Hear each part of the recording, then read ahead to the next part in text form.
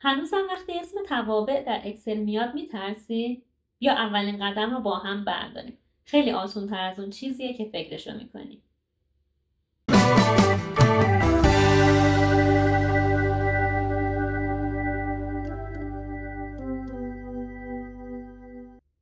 دوستان خوبم سلام. من لورای نژاد هستم، مؤسس و مدرس آموزشگاه دانش پیشه. توی این جلسه قراره که اولین قدم رو برای یادگیری توابع در اکسل برداریم. یکی از توابع ساده در این حال پرکاربرد، تابع سام یا مجموع در اکسل. خیلی سریع با هم شروع کنیم. من صفحه‌ام رو با شما شیر میکنم. توی این جدولی که آماده کردم یک سری قیمت کل هست و میخوایم مجموع این قیمت ها رو با هم محاسبه کنیم. خب با توجه به ویدیوی جلسه قبلی که فرمول نویسی رو یاد گرفتیم، حتما به ذهنتون میرسه که مساوی بذاریم و به ترتیب این سلول ها رو انتخاب کنیم، علامت جمع بذاریم و یکی یکی سلول ها رو انتخاب کنیم و همینطور تا آخر. خب درسته، منطقی درسته، ولی سخته. فرض کنید اگر تعداد ردیف هامون زیاد بشه، مثلا بشه 16 تا 17 تا یا بیشتر، دیگه سخت دونه دونه هی سلول ها رو انتخاب کنیم و علامت جمع بذاریم.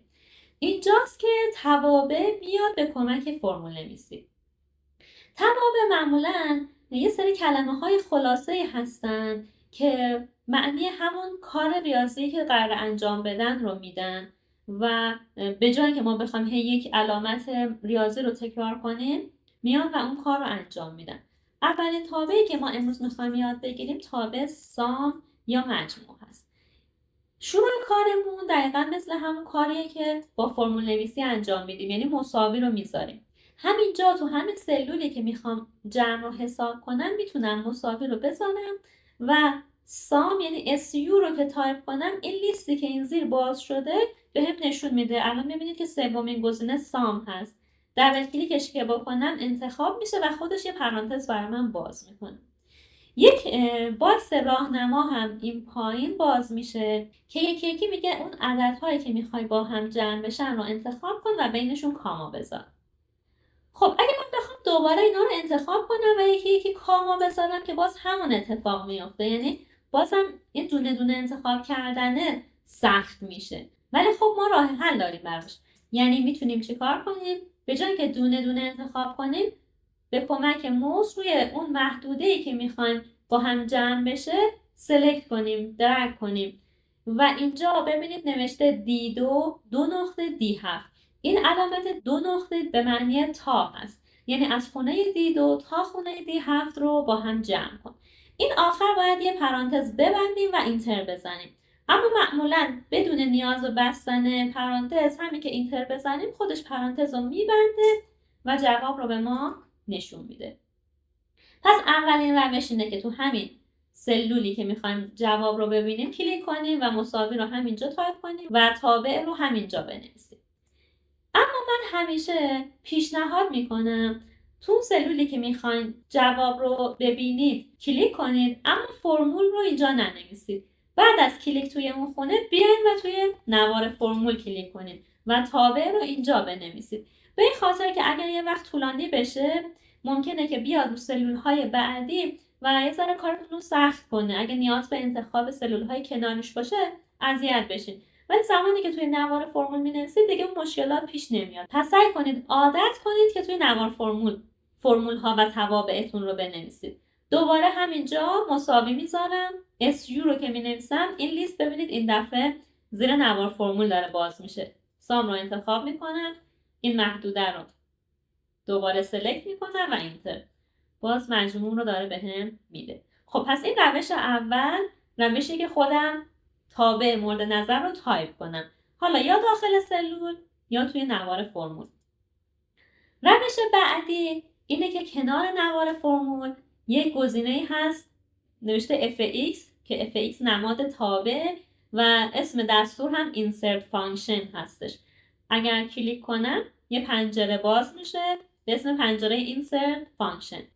توی این قسمت پایین که نوشته select a function یک سری از توابع اکسل که حالا پرکار بردن یا اخیراً استفاده شده رو اینجا به همون نشون میده. اگر اون تابع مورد نظر رو اینجا پیدا نکنیم، این بالا توی باکس بالا نوشته search for a function.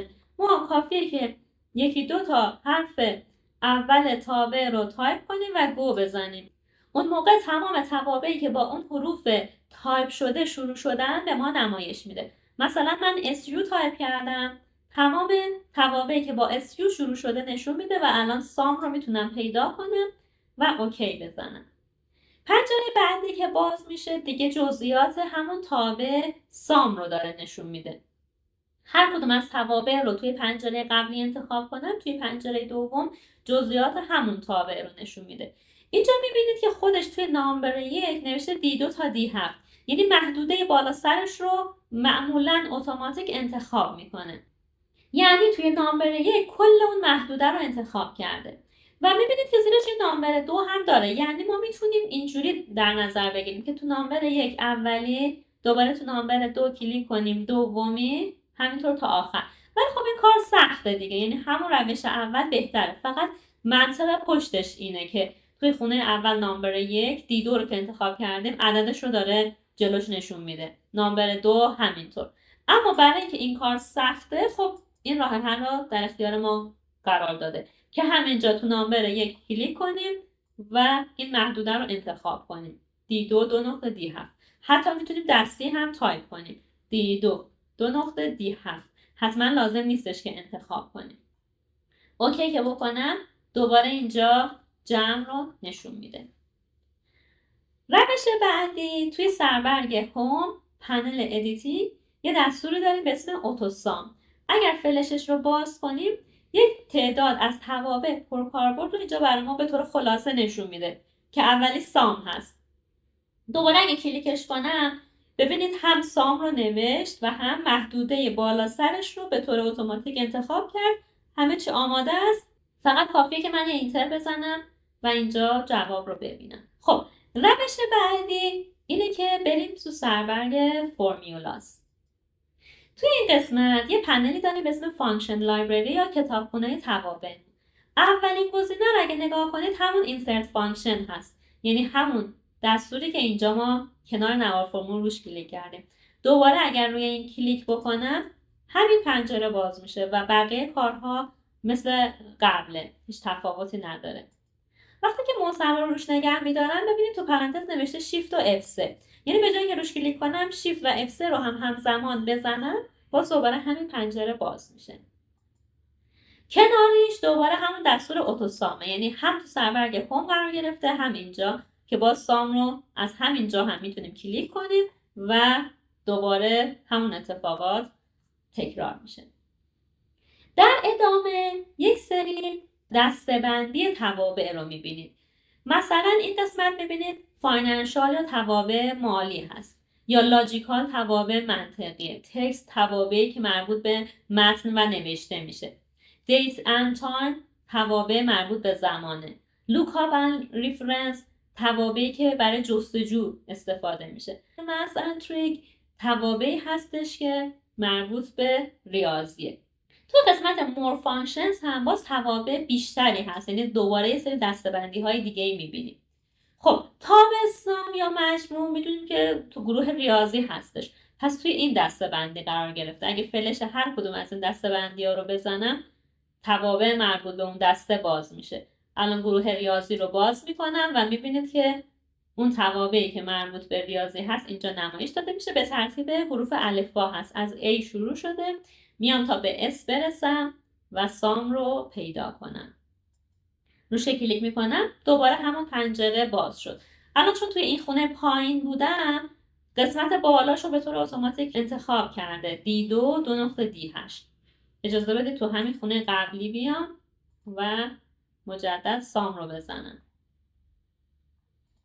الان میبینید که D2 تا D7 رو انتخاب کرده. یه روش دیگه برای اعمال کردن تابع جمع اینه که دکمه Alt و مساوی رو همزمان از کیبورد فشار بدم. دوباره همون سام رو برای ما نمایش میده. اینتر جواب رو میبینیم. الان اگر تابع سام رو کلیک کنم D2 دو نقطه D7. حالا خوبه این تابع اینه که فرض کنید من این وسط ها دوباره اینجا راست کلیک کنم اینسرت، یه ردیف اضافه کنم و یه عدد بنویسم. الان عددش رو ببینید. حالا من اینجا یه عدد اضافه میکنم. اون عدد اینجا به طور خودکار به اینا اضافه میشه و این اتوماتیک شد D2.D8. نکته دیگه اینه که توی این بازه انتخابی ما، یعنی D2 تا D8، اگر سلول خالی باشه یا یک نوشته باشه، تاب سام به طور خودکار اون رو نادیده میگیره. یعنی من اگر این رو دیلیت کنم میبینید که با وجود اینکه D2 تا D8 ولی اونجا رو نادیده گرفته، یعنی 0 گرفته. یا حتی اگر من نوشته هم تایپ کنم میبینیم که این رو نادیده میگیره. نکته بعدی که میخوام بهتون بگم اینه که اگر ما عددهامون توی سلول‌های پراکنده‌ای بودن و کنار هم نبودن، توی یک ستون نبودن که بتونم خیلی راحت انتخابشون بکنم و میخواستم اینها رو با هم جمع بکنم، آیا باید دوباره دونه دونه انتخاب کنم، کاما بذارم برم بعدی؟ نه، چون این کاما گذاشتن دونه دونه سخته. چه کار میکنم تو این حالت؟ هر کدوم از سلول ها رو که میخوام انتخاب کنم کلید کنترل از کیبورد رو نگه میدارم. میبینید که خودش کاما میذاره و نام سلول رو اینجا میبینم. پس من هر چقدر که سلول بخوام انتخاب کنم که این سلول ها مجاور هم نباشن، کنترل رو نگه میدارم و کلیکم رو انجام میدم. اینتر که بزنم همه اونها رو با هم جمع میکنه. نکته آخر رو که بخوام بهتون بگم، فرض کنید